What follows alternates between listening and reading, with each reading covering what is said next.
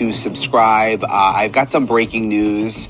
It's kind of a last-minute episode that I'm throwing together because of this information that I've been able to confirm. Sheriff Chris Nanos made a choice.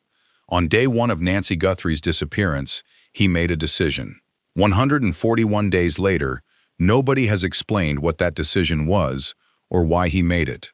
An 84-year-old woman vanished from her own home. Her family was desperate. Her daughter Savannah was crying. Her community was searching. And the man whose job it was to find her made decisions during those first critical hours that changed the entire direction of this investigation. But here is what nobody is asking out loud. Why is Sheriff Nanos still involved in decisions about this case? Why does his name keep appearing at every critical moment in the timeline? And why has he never publicly answered the questions about what happened during those first 48 hours? 141 days. And the pattern is impossible to ignore. Three names keep appearing together whenever people revisit the timeline. Sheriff Nanos, Tommaso, Nancy Guthrie. Not because they are accused of working together, they have not been officially accused, but because their decisions, their communications, their involvement at critical moments all intersect at the exact same times when the investigation should have moved fastest. And according to people following this case carefully, that pattern raises a question that should have been asked much earlier.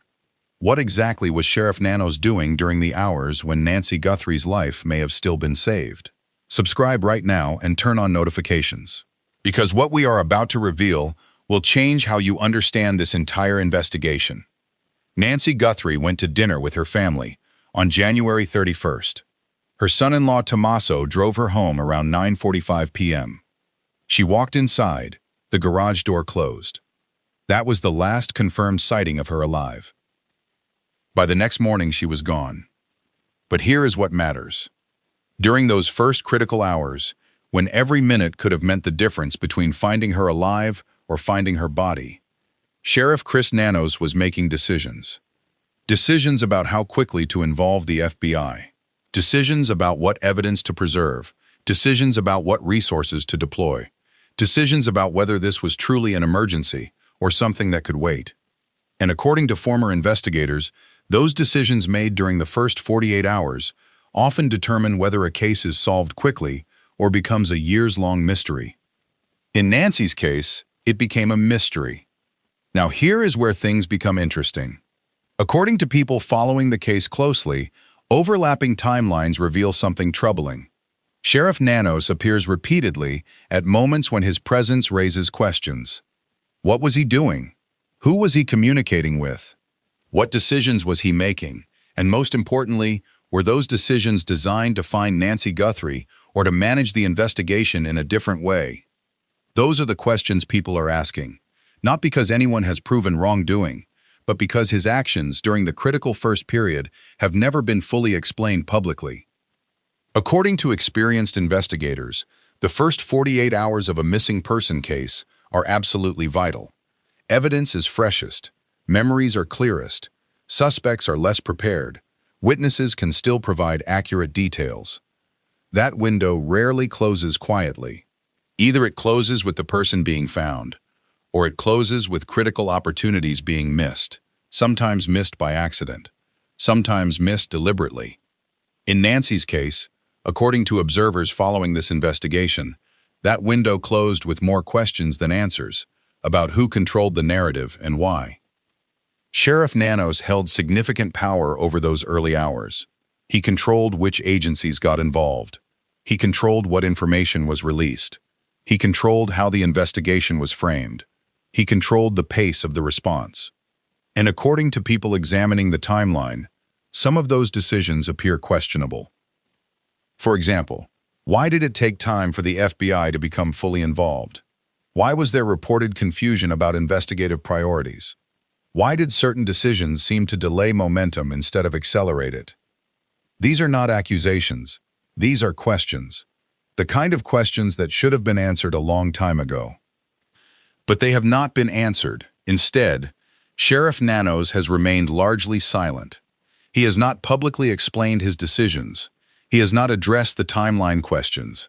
He has not responded to criticism about how the early investigation was handled. That silence is itself an answer.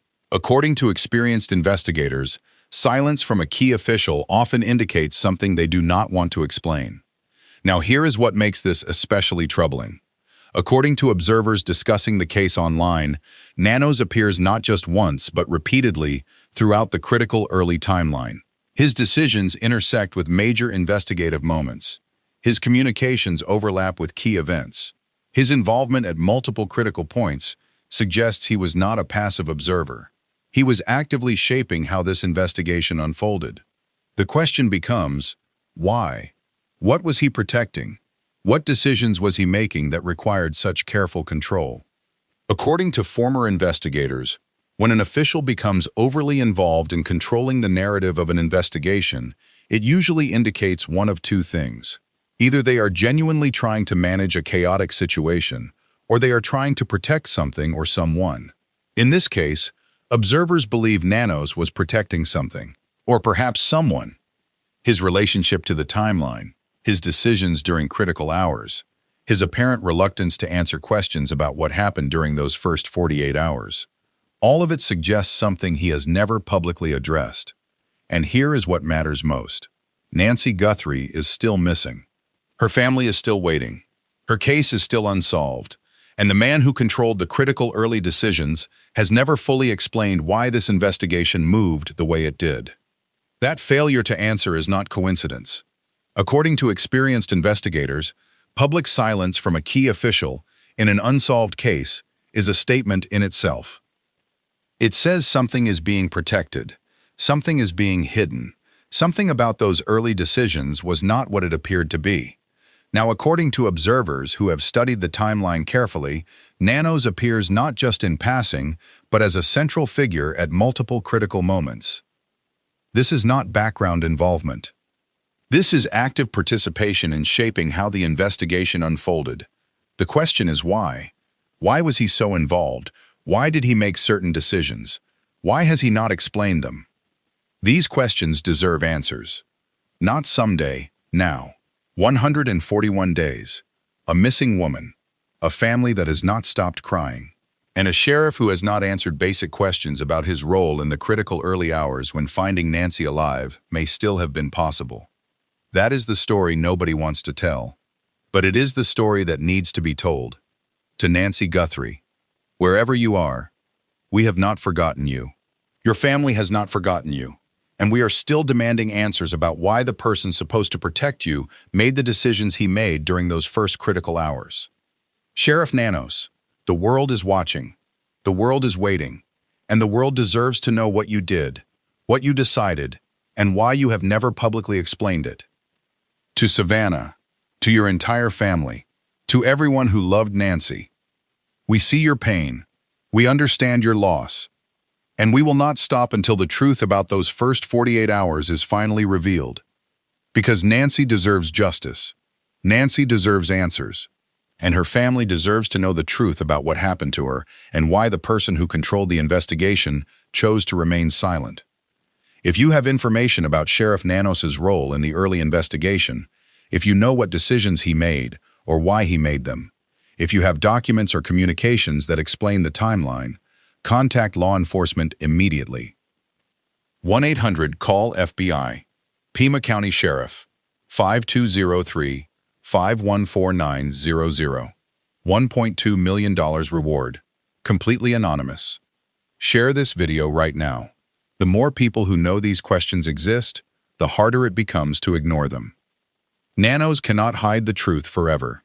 The truth has a way of emerging, and 141 days later, it is time for the truth to come out. Nancy Guthrie deserves to come home. Her family deserves answers.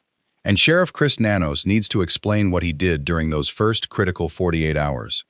Justice for Nancy. That is what we demand. That is what we must have.